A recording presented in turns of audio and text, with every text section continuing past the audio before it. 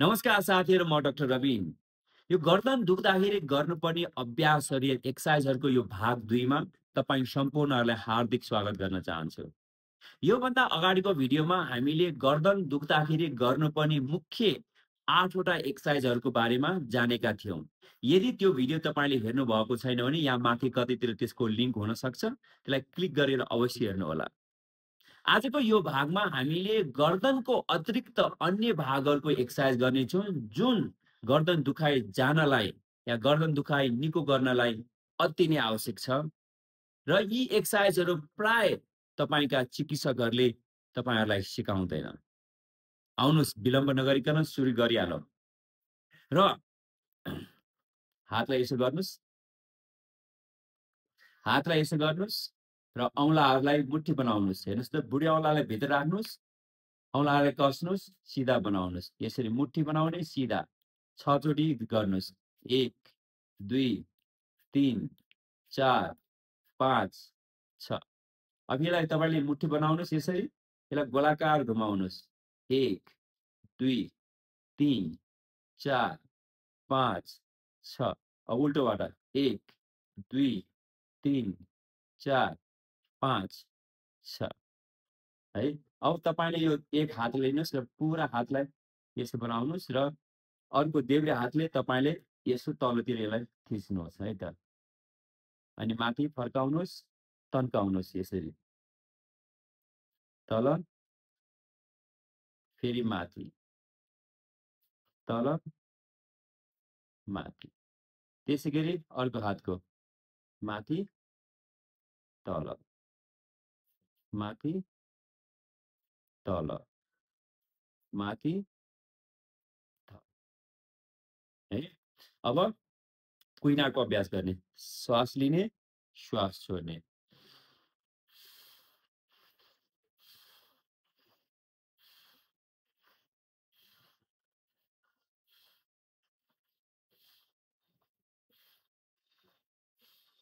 अब तपाईँ हातलाई यसो राख्नुहोस्, हत्केलाले एकअर्कातर्फ फर्काउनुहोस् र तलमाथि गर्नुहोस्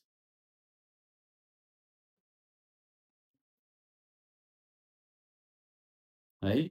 सबै अभ्यासहरू सुरुमा 6 चोटि गर्ने है त। अब हामी काँधको अभ्यास गर्छौँ है। अब तपाईँले हात यसो राख्नुहोस्, यसलाई गोलाकार घुमाउनुहोस् 6 चोटि। 2 3 4 5 6। अब पछाडिबाट 1 2 3 4 5 6 है। अब तपाईँले कसो गर्न सक्नुहुन्छ भन्दाखेरि हातलाई यसरी राख्ने, तर एक हात पछाडि अगाडिबाट लिएर आउनुहोस्, एक हात पछाडिबाट अगाडि लिएर आउनुहोस् है त। गर्नलाई अलिकति गाह्रो छ, तर अभ्यास गर्दै गएपछि तपाईँले अवश्य गर्न सक्नुहुन्छ है त। हेर्नुहोस् है, यसरी 2 3 4 5 6। अब उल्टोबाट मैले पनि गर्नु बिर्स्यो। कसो 1 2 3 4 5 6 है। यो अभ्यासहरू, अब यी अभ्यासहरू गर्न किन जरुरी छ भन्दाखेरि गर्दनको जुन मासुहरू छन्, त्यो गर्दनको मासुहरू कुनै मासुहरू आएर तपाईँको काँधमा, काँधको हड्डीमा जोडिन्छ। यहाँबाट अर्को मासुहरू आउँछ, कुइनामा जोडिन्छ, यहाँबाट आउँछ हत्केलामा जोडिन्छ या औँलाहरूमा आउँछ। यी मासुहरू एउटै कभरभित्र पर्दछ। त्यसैले तपाईँको गर्दन दुख्दाखेरि तपाईँहरूले अनुभव गर्नुभएकै छ, यदि गर्दनको नसा च्यापिएको छ भने तपाईँको जुन यो नसा जुन च्यापिएको छ त्यसले गर्दाखेरि झमझमाउने या त्यो सिलिक्क हुने सबै हातमा आउँछ नि। यसको अर्थ के हुन्छ त, गर्दनको नसा च्यापिएको छ तर यसको असर कहाँ देखिन्छ? हातमा पनि देखिन्छ। त्यसैले हामीले अब हातको अभ्यासहरू गर्दै गयो भने के हुन्छ, घाँटीलाई पनि आराम पुग्दछ। त्यसैले यो हातको अभ्यासहरू गर्नु एकदमै जरुरी छ। अब अर्को एउटा अन्तिम एक्सर्साइज सिक्नेछौँ, त्यसको लागि मैले पोजिसन चेन्ज गर्नुपर्ने हुन्छ है त। Let's change the position first. अब यसलाई म के गर्छु भन्दाखेरि तलतिर राख्छु यसरी। तपाईँहरूले अनि मलाई, म यसो माथितिर गर्छु है त, अनि तपाईँलाई सायद सजिलो हुन्छ। अब यसमा के गर्ने भन्दाखेरि तपाईँले यो खुट्टाहरू छ नि, खुट्टाहरूलाई सकेसम्म काँधको सिधा रेखामा राख्ने या हल्का काँधमा हल्का बाहिर राखे पनि केही फरक पर्दैन। अब हातलाई यसरी क्रस गर्ने, यो जुन हत्केलालाई चाहिँ घुँडाको पछाडि लिएर जाने, पछाडि भन्दाखेरि साइडमा राख्ने। अब खुट्टालाई भित्र नल्याउनुहोस् है, खुट्टालाई जस्तो छ त्यस्तै स्थितिमा राख्ने। जति सकिन्छ अब तपाईँले हातलाई स्लाइड गर्दै खुट्टाको बाहिरी भागमा लिएर जाने र कुइनाको बिचमा अलिकति ग्याप राख्ने र टाउको तल्लो गर्ने। यसो गर्दाखेरि तपाईँले यो गर्दनमा तन्केको अनुभव त हुन्छ नै, साथसाथै यो माथिल्लो ढाडको मासुहरू तन्किएको पनि अनुभव हुन्छ है। यदि अनुभव भएको छैन भने त्यो तन्किएको अनुभव हुने गरी तपाईँले अभ्यास गर्नुपर्छ है त। फेरि पनि एकचोटि खुट्टालाई सिधा राख्नुहोस्। अब हातलाई क्रस गर्नुहोस्, खुट्टाको साइडमा हात लिएर जानुहोस् र जति सकिन्छ कुइनाको बिचमा ग्याप राख्नुहोस् र टाउकोलाई तल्लो गर्नुहोस्।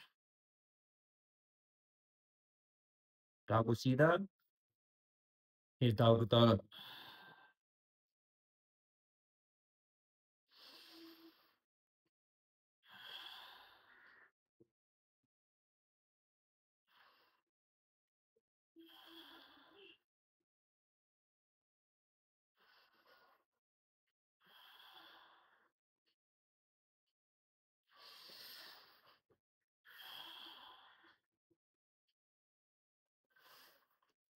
गुड।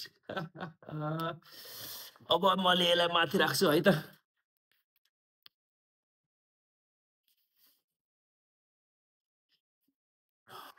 ल यसलाई अलि तल राखौँ है त। फेरि यी अभ्यासहरू तपाईँले पहिलाको एपिसोडको अभ्यासहरू सँगसँगै गर्नुभयो भने तपाईँको घाँटी दुखाइ या गर्दन दुखाइ धेरै हदसम्म कम हुन सक्छ।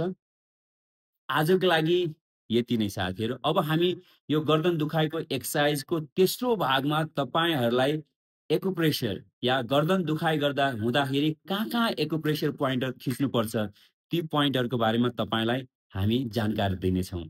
त्यति जेलसम्मको लागि यी एक्सर्साइजहरू गर्दै गर्नुहोस् र आफ्नो गर्दनलाई मजबुत बनाउनुहोस्, बलियो बनाउनुहोस् है त। नमस्ते।